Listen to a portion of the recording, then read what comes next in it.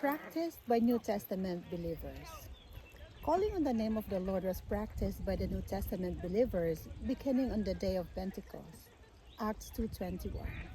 While Stephen was being stoned to death, he was calling on the name of the Lord. Acts 7:59.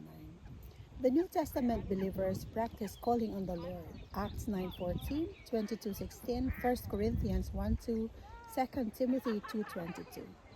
Saul of Tarsus received authority from the chief priests to bind all that called on the name of the Lord.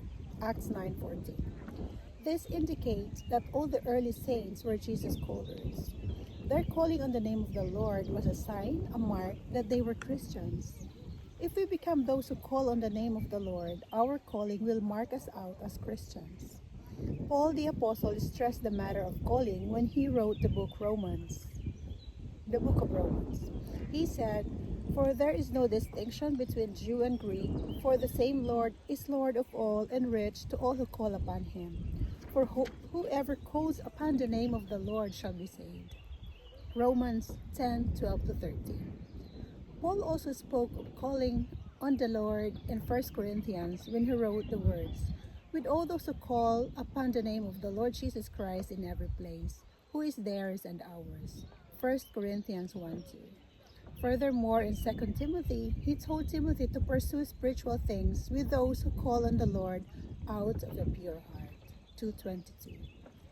By all these verses, we can see that in the first century, the Christians practiced calling on the name of the Lord very much. Therefore, throughout the Old Testament, as well as in the early days of the Christian age, the saints called on the Lord's name. How regrettable that it has been neglected by most Christians for so long a time. We believe that today the Lord wants to recover calling on His name and to have us practice it so that we may enjoy the riches of His life.